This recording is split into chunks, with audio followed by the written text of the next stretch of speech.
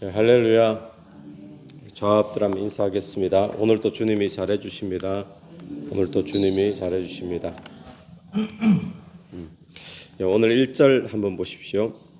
계속해서 이 대만 사람 엘리바스의 이야기가 이어지고 있는데 너는 부르짖어 보라. 네게 응답할 자가 있겠느냐? 거룩한 자 중에 네가 누구에게로 향하겠느냐? 지금 부르짖어도 응답이 없다는 이야기죠. 무슨 이야기입니까? 그러니까 엘리바스 이야기는 지금 이 고통이 네가 범죄함 때문에 온 고통인데 회개를 해야지, 회개 안 하고 부르짖는다고 해서 응답이 오겠느냐? 지금 회개해라. 지금 이런 이야기입니다. 그러면서 2절에 분노가 미련한 자를 죽이고, 지금 욥이 막 분노하고 있는 모습이 있거든요. 근데 분노가 미련한 자를 죽이고 시기가 어리석은 자를 멸하느니라. 여기서 시기라고 하는 것은 왜 나에게, 다른 사람은 그렇지 않은데 왜 나에게 이런 고난이 있는가? 분노가 미련한 자를 죽이고 시기가 어리석은 자를 멸하느니라. 지금 욥이 막 분노가 있고 고통에 대해서 시기가 있는데 그런 자를, 미련한 자를 죽이고 어리석은 자를 멸하느니라. 그러니까 욥을 간접적으로 어떤 사람으로 표현하고 있습니까? 미련한 자, 어리석은 자, 이렇게 지금 욥을 표현하고 있는 거예요. 그러니까 회개하지 않고 분노하고 시기하고 있는 욥 당신은 지금 미련한 자고 어리석은 자다. 그래서 어떤 일을 당하는가 하면 이런 미련하고 어리석은 자들은 그 3절 보면 내가 미련한 자가 뿌리 내리는 것을 보고 그의 집을 당장에 저주하였노라. 그의 자식들은 구원에서 멀고 성문에서 억눌리나 구하는 자가 없고, 또 자식들 지금 욥이 다 죽었잖아요. 근데 지금 그 앞에서 지금 그 자식들이 막 망하는 이야기. 또 5절에 보면 그가 추수한 것은 줄인 자가 먹되 덫에 걸린 것도 빼앗으며 올무가 그의 재산을 향하여 입을 벌리느니라. 욥 재산 다 잃어버렸잖아요.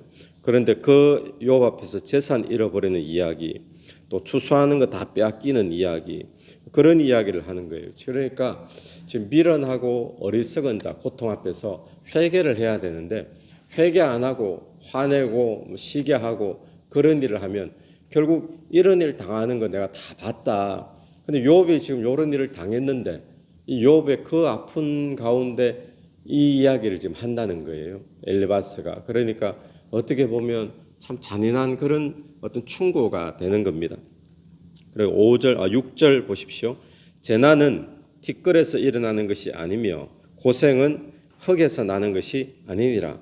그러니까 재난과 고생이 아무것도 없는 데서 갑자기 일어나는 게 아니라 욥 당신이 지금 범죄했기 때문에 이유가 있으니까 고난이 일어난 거 아니냐, 재난이 일어난 거 아니냐.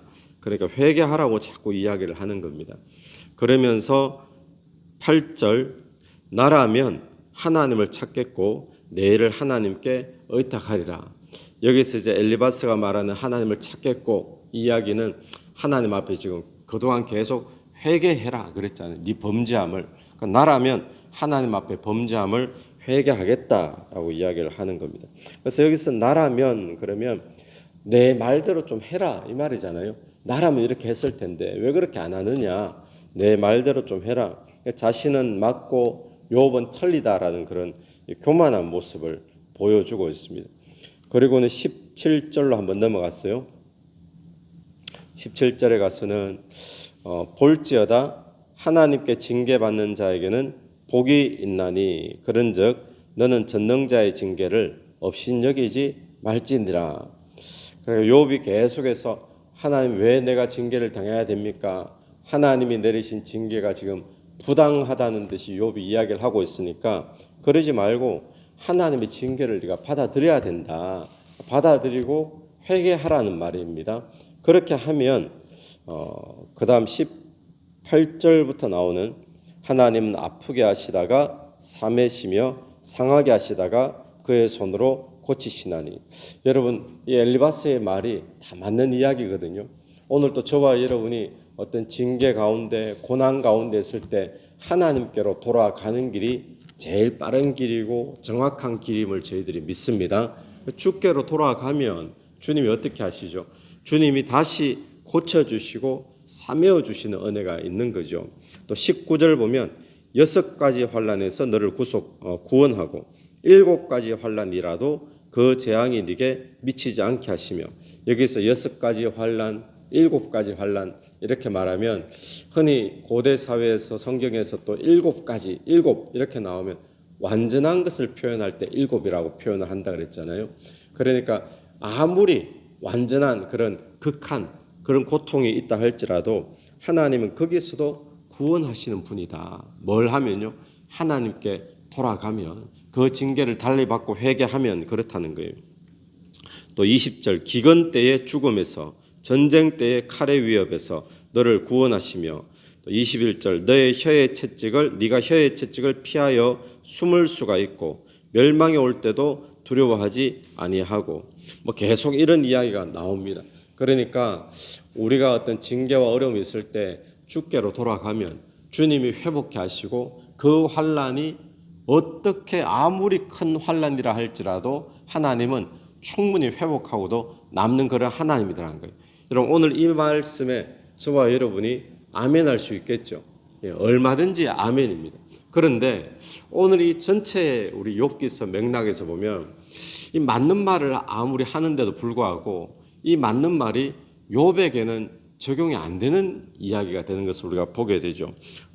전혀 욥에게 도움이 되지 않습니다. 구구절절 다 옳은 이야기를 엘리바스가 하는데 욥에게 지금 도움이 되고 있잖아요. 그러니까 이 옳은 말을 했지만 욥에게는 안 맞는 말이 되어지는 거죠. 왜 그렇게 될까요? 말은 맞는데 뭐가 잘못되었을까요?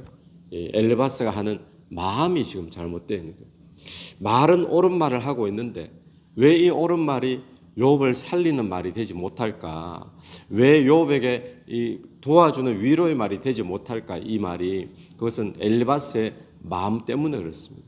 엘리바스가 지금 여러분, 고난의 모든 고난의 출발은 하나님이 허락하셔서 우리에게 고통과 고난과 징계가 주어지는 거잖아요. 근데 거기에는 우리가 흔히 알 수 있고 볼 수 있는 원칙만 있는 것이 아닙니다.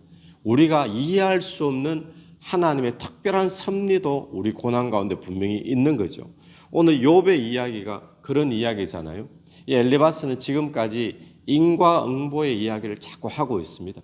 일반적인 원칙이잖아요. 인과응보. 원인이 이랬으니까 네가 이랬기 때문에 고난이 온 거 아니냐. 잘못했으니까 고난이 왔지.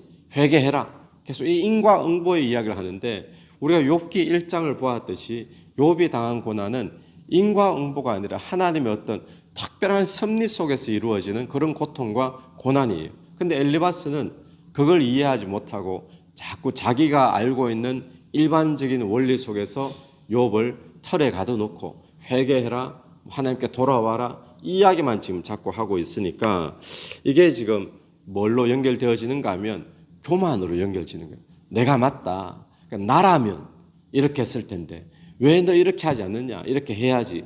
교만으로 연결되어지는 거예요. 그러다 보니까 이 교만이 어떻게 되어지죠? 욥을 위로하지도 못하고 살리지도 못하고 자기가 아는 것만 가지고 전부인 것처럼. 오늘 저와 여러분이 우리가 남을 위로할 때, 또 고난과 고통 가운데 있는 사람을 볼 때 우리도 모르게 정죄하는 마음이 생깁니다. 비판하는 마음이. 왜냐하면 아유, 무슨 짓을 했길래 저런 고통이, 고난이 이 사람에게 임했을까. 우리도 모르는 가운데 그런 마음이 생기죠. 그게 뭔가 하면 딱 엘리바스의 마음하고 똑같은 거예요. 그래서 오늘 저와 여러분이 교만하는 마음이 없게 되기를 바랍니다. 인과응보를 넘어서서 사람들이 당하는 고난 속에 특별한 하나님의 어떤 섭리가 있음을 우리는 늘 바라봐야 됩니다. 그래서 우리에게 중요한 것은 뭔가 하면 바른 말 하는 것, 옳은 말 해주는 것, 성경적인 말 다 중요한데, 근데 지금 엘리바스가 모자랐던 건 뭐죠? 마음이 지금 교만한 마음, 또 정죄하는 마음, 비판하는 마음, 이게 지금 문제였잖아요. 그래서 이런 고린도전서의 13장에 이런 말씀이 있지 않습니까? 13장 1절에 보면 고린도전서에 내가 사람의 방언과 천사의 말을 할지라도 뭐가 없으면요, 사랑이 없으면 소리나는 구리와 울리는 꽹과리가 되고, 이런 말씀이 있죠. 사랑이 없으면, 이 사랑은 뭡니까? 예수 그리스도의 마음이 없으면. 그래서 오늘 저와 여러분이 고통과 고난 가운데 있는 사람을 우리가 보게 된다면 우리가 올바른 성경적인 지식을 가지고 이야기하는 것도 중요하지만 거기에 무엇이 있어야 되죠?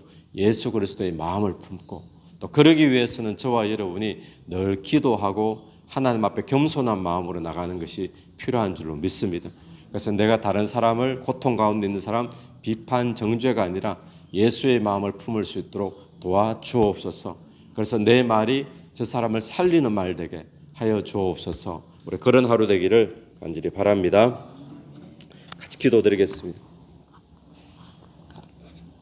하나님 아버지, 오늘 감사합니다. 이 엘리바스의 말을 보면 참으로 구구절절 다 옳은 말임을 저희들이 보게 됩니다. 그러나 욥에게는 맞지 않는 말임을 우리가 보면서 혹시 우리도 이런 실수에 빠지지 않는지 우리 스스로를 돌아보게 하여 주옵소서. 하나님, 늘 겸손하게 하시고 또 모든 고통 속에는 하나님의 특별한 섭리가 있는 고통도 있다라는 사실을 인정하게 하시고, 오늘 또 우리의 마음이 예수의 마음 품고 또 아가페의 마음을 품고 우리가 다른 사람을 위로하며 기도해 줄 수 있도록 인도하여 주옵소서. 이 새벽에 기도하며 나갈 때 기도 속에 성령께서 역사해 주시기를 간절히 원하오며 예수님 이름으로 기도드립니다.